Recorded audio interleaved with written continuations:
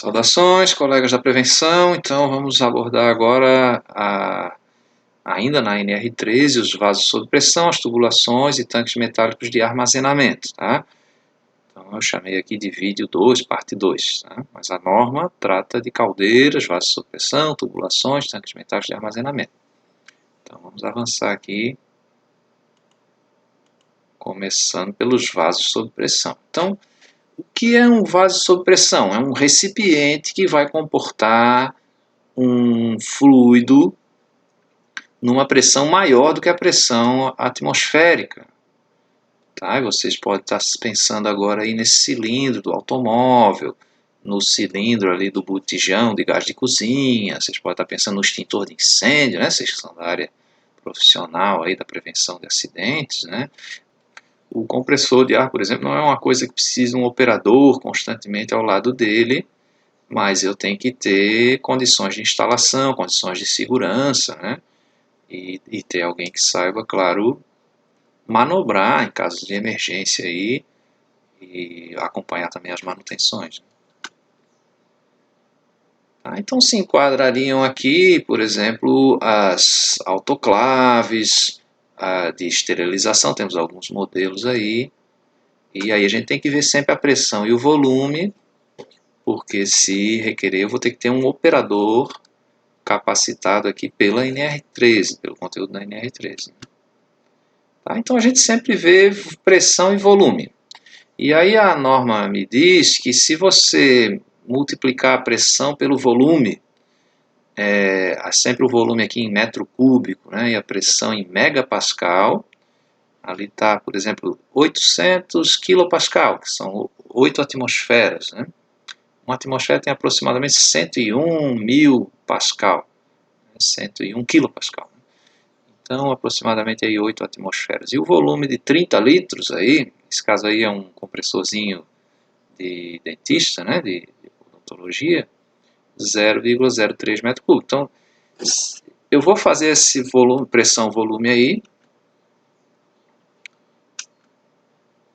em megapascal e metro cúbico, e aí vou enquadrar numa tabela de classificação, e também eu tenho que cuidar com qual fluido eu tenho, né, eu tenho nesse vaso, para me dar a categoria dele. Aqui, por exemplo, então são 5 grupos. Se esse PV aí der maior do que 100, é um grupo 1, é mais perigoso. Né? Maior pressão e maior volume. E assim por diante, o grupo 5 ali seria os de menor risco, vamos dizer assim, menor pressão e menor volume. Tá? Ali tem uns fatores de conversão, uma atmosfera 100 kPa, que é 0,1 pascal, que é também 1 kg por centímetro quadrado. Tá? Então a gente sempre tem que usar aqui em megapascal, converter para megapascal, a pressão de trabalho lá do meu recipiente, e o volume em metro cúbico. Nesse caso aí, ó, deu o grupo 5, né? PV, para o compressor aí, dentista, PV é menor do que 1. Deixa eu voltar o slide aqui. Ó, só numa inspeção visual aqui, não precisa ser engenheiro mecânico, né? Mas você já pode desconfiar desse reservatório, né? Tem pontos de corrosão ali sérios, ó. Então tem que tomar um cuidado aqui de submeter ele à manutenção para evitar um acidente, né? Mesmo ele não atendendo mesmo ele sendo um compressor de baixa pressão, baixo volume. E nesse quadro aqui a gente vai interrelacionar aí o grupo, lá 1, 2, 3, 4, 5, com a classe. A classe depende do fluido que eu tenho no meu cilindro, no meu vaso sob pressão. Então, se for ali o ar comprimido, vamos ver onde é que ele está aqui. Aqui, ó, classe C. Ó. Classe C e 5 ó, vai dar padrão 5 romano. Grupo 5, grupo de risco 5, ar comprimido ou vapor d'água. Nesse caso é o ar comprimido, né? Então daria classificação 5. Então primeiro eu vejo a pressão-volume e aí vejo o fluido que eu estou aqui. Ó, fluidos inflamáveis, claro, vão ser mais preocupantes, com temperatura maior vão ser mais preocupantes. Então, grupo 3, grupo 2, grupo 1, depende da pressão. Né? Grupo 1 aqui em algarismo romano é o mais crítico, né? O mais preocupante. Se ele se enquadrar na categoria 1 ou 2, deixa eu voltar aqui. Aqui, ó, 1, 2, esse aqui não vai se enquadrar. Aqui, 1 e 2, 1 e 2. Esse o compressor do dentista aí não vai se enquadrar. Aqui 1, ó, qualquer fluido que tenha pressão e volume maior do que 100 vai ser 2. Então, nesse caso, eu tenho que ter um operador capacitado de acordo com a NR13. O item B do anexo 1. O item A é o treinamento de caldeira. O item A é a capacitação para o operador de caldeira. O item B do anexo 1 aí, aqui, é para o operador de vaso sob pressão. Então, a periodicidade de inspeção, ela vai se dar aqui em função da categoria do vaso sob pressão. Nesse caso aí, que é o compressor de dentista, então seria o exame externo a cada 5 anos e o exame interno a cada 10 anos. Do meu reservatório ali para garantir um tempo suficiente, né? Nesse caso ali era 8 bar, né? 8 atmosferas. Também se usa essa unidade aí, o bar, 8 kg por centímetro quadrado, 8 atmosferas, 8 bar. Mas o sistema internacional é em quilo por centímetro quadrado. O que a gente vai ter nos manômetros normalmente é o quilo por centímetro quadrado. Então, claro, olha só, se for uma categoria 1, tem que fazer a cada ano um exame externo e a cada 3 anos um exame interno. Pontos de corrosão, né? Nesse caso aí, a cada 5 e 10 para o compressor de dentista daquele modelo ali. Temos alguns requisitos, né, para o vaso sob pressão. Ele possui a placa de identificação, como a caldeira também pede, né? Ter o prontuário, que é o antigo livro, é o registro aí de todas as manutenções, da operação, das anomalias aí.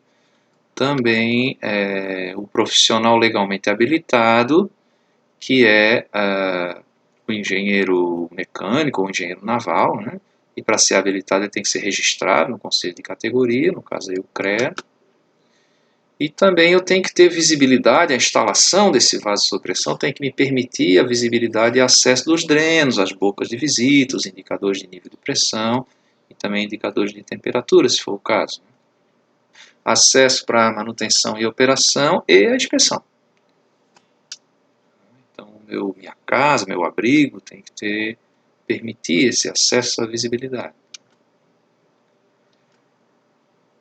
Falando agora sobre as tubulações, né, as tubulações onde eu vou estar transportando, por exemplo, o ar comprimido, né, ou o vapor, né, nesse caso aqui que a gente está falando de vaso sob pressão, e a NR13 trata muito do vapor, né, então eu tenho que ter, a gente já teve aulas também sobre tubulações na parte aí de infraestrutura, né, mas eu tenho que ter um indicador de pressão, tenho que ter também registro de segurança. Esse registro não é o registro de válvula, não, é registro de documentos, né? Documentação de segurança, no prontuário das tubulações também.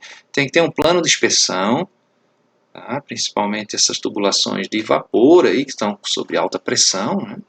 E temperatura, o vazamento aí pode ser crítico, pode dar um acidente grave. E a cada inspeção eu tenho o relatório de inspeção de segurança. Essa não é a inspeção que o técnico de segurança faz, não, tá? Você, como técnico de segurança, você vai ver se essa caldeira, se essa tubulação, se esse vaso sob pressão, esse reservatório está atendendo a NR13, né? Mas esse relatório aqui é emitido pelo profissional legalmente habilitado, tá? Porque você, como técnico de segurança, não tem como fazer um ensaio não destrutivo, um exame interno, mas você tem como ver assim, ó, não tem profissional legalmente habilitado, não tem livro de caldeira, não tem o prontuário. Né? Então é um outro tipo de inspeção que o profissional de segurança faz que pode requerer essa inspeção aqui. Né? E a empresa tem que ter esse plano de inspeção, não necessariamente ter esse profissional como funcionário, esse profissional aí habilitado, mas contratar ele através de consultoria, de assessoria aí para fazer esse trabalho. E normalmente esses engenheiros aí, eles têm também uma equipe, né? Eles têm uma empresa especializada e tem uma equipe de mecânicos aí para estar trabalhando nisso, né? Tanto na inspeção quanto na manutenção. Tá? Então imagine aqui uma tubulação de vapor, né? Coloquei aqui um sisteminha bem simples, deixa eu apagar aqui a minha câmera. O vapor, gente, a gente reaproveita, tá? Ele é diferente do ar comprimido, que eu descarto ele no ponto de consumo, né? O vapor, eu trago ele de volta, porque a água é uma água nobre, tratada. E ela ainda volta com calor que eu posso reaproveitar, não vou desperdiçar essa energia. Né? Então, se eu alimentar a minha caldeira com água quente, eu tenho uma grande economia de combustível lá. Né? E esse ponto de consumo ali nem sempre é um gerador, esse caso aí é uma usina termoelétrica, né? E aí está transmitindo lá com uma lâmpada. Né? Mas esse meu ponto de consumo, ele pode ser aqui um panelão de cocção, por exemplo, a vapor, ele pode ser uma autoclave, pode ser uma máquina de lavar industrial, né? E esse condensador, quer dizer, para eu transformar esse vapor residual em água novamente, para poder inserir na caldeira, esse condensador não é exatamente aquela torre de arrefecimento que a gente estudou em outras aulas aí, né, da NR12 aí, mas porque esse vapor vai estar sob pressão, né? Então esse condensador tem um trocador de calor. Eu vou injetar água fria, eu posso aproveitar até esse calor para um outro equipamento, para outra aplicação aí da minha empresa, onde eu precise de água quente, por exemplo, em vez de vapor. Então eu faço passar a água aqui em contato com o vapor, com um sistema de troca de tubos ali, de tubo, é o contrário de uma caldeira, né, esse condensador, e aproveitar essa energia para outra máquina, gerando água quente, por exemplo, para chuveiro, para outras coisas aí. E eu posso também ter um armazenador dessa água quente, né? Esse circuito pode se fechar ali também no armazenador de água quente, para uso, né, dessa água. E claro, uma parte dessa água aí volta para a caldeira, né? Eu vou ter esse ciclo fechado aí. Uma parte lá vai se perder no consumo também, vazamentos, alguma coisa assim. Normalmente o sistema é fechado, né? Mas posso ter perda e a gente vai repondo essa água. Tem também um reservatório externo ali de água tratada para estar repondo essa água. Tá? Ao longo da tubulação, essa tubulação ela tem que ter aqui um isolamento térmico, né? Porque senão eu vou perder a energia antes do meu ponto de consumo.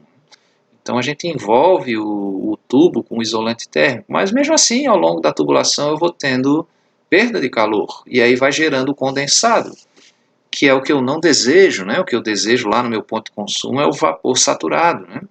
Vapor saturado seco.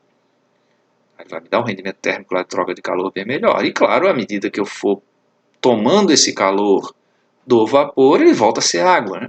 Então, em vários pontos da tubulação, a gente instala esses dispositivos que a gente chama de purgadores. Então, esse purgador vai jogar a água numa tubulação de retorno, né? Que vai voltar lá para a caldeira e vai ser ainda resfriada em algum outro ponto e vai dar uma entrada na caldeira na temperatura que a caldeira admite, né? Que essa água entre. Tá? E se eu puder aproveitar essa energia térmica para outra coisa, melhor, né? Melhor reduzir o consumo de combustível. Né? Então os tubos são assim, revestidos com lãs de rocha, com materiais isolantes térmicos aí, e isso dificulta um pouco a inspeção visual, né, do meu tubo. Então tem que ter um critério de inspeção e se pode usar também equipamentos de ensaio não destrutivo para ver a espessura desse tubo, né, a quantidade de incrustações que ele tem. Então esse é o profissional legalmente habilitado, o famoso PH ali, que vai estar fazendo, né, esses ensaios. Aqui tem um tubo com incrustação, né, a comparação do tubo novo ali com o tubo com óxido de ferro, nesse caso aqui. Então, tem que fazer inspeção. Ao longo da tubulação tem que ter o isolamento térmico para evitar essa perda. Tá? Então a gente olha lá, pô, esse tubo normalmente é pintado de branco, né, os tubos de vapor, pela norma aí de sinalização de segurança. E aí você vê, pô, que tubo grosso, né? Às vezes é um tubo de 1 polegada, mas eu tenho que ter um isolamento térmico violento ali para não perder energia. E claro, como ele trabalha a quente, é muito comum a expansão do tubo. Então tem que ter juntas de dilatação para evitar a deformação das minhas tubulações, né? Juntas de expansão. Essas juntas também nos ajudam aí no famoso golpe de Ariete.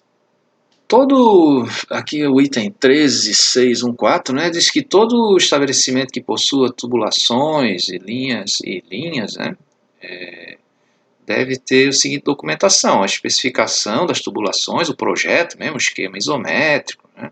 O fluxograma de engenharia, identificando os acessos à linha, todas as válvulas, o projeto de alterações, caso eu expanda ou reduza ou substitua alguma coisa aí nessa tubulação, tem que ter um projeto, tá, de alteração, de reparo, e ter esses relatórios de inspeção, né? Relatórios periódicos aí de inspeção e ainda, claro, um registro de segurança, um registro eletrônico, onde eu vá juntar tudo isso, ou num livro, onde eu vá juntar uma pasta, onde eu vá juntar todos esses documentos com as assinaturas do profissional responsável. Dando sequência aqui, vamos falar dos tanques metálicos. Então, esses tanques metálicos, eles podem armazenar combustíveis e podem armazenar também água, outros componentes. Então, eles têm que ter um registro de segurança, tem que ter um plano de inspeção, um relatório de inspeção de segurança também do profissional habilitado, dispositivos de segurança contra sobrepressão, contra vácuo também, tem reservatórios de vácuo, tá? E válvula contra chama, no caso do fluido combustível.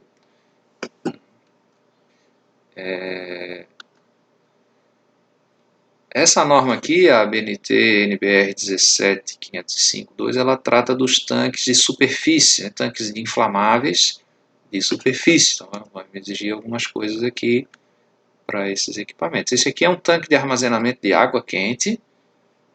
Tá? Aqui também, ó, reservatório de água quente. A gente não armazena o vapor, tá? Vai armazenar água quente e posso juntar com água de retorno, água do condensado, né? Então veja aí o acesso permanente que a gente estudou já na norma NR12, né? Ó, escada com corrimão, patamar de trabalho lá em cima com guarda-corpo. Tá? Se for um reservatório de líquidos inflamáveis, eu tenho que ter uma bandeja de contenção que segure todo o volume do reservatório, no caso de um vazamento, né? E aí vou ter que ter dispositivos também de segurança contra incêndio, né, automáticos aqui, porque a gente não consegue aproximar uma equipe de um volume tão grande assim de chama, né?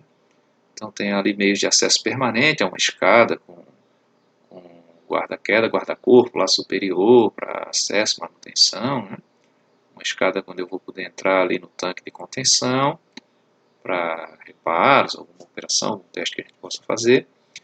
Então quando tem que ter, se for um tanque de superfície, né, que tem ali líquido inflamável, tem que ter esses cuidados.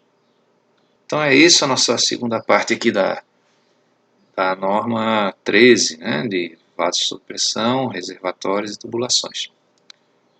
Muito obrigado aí pela atenção.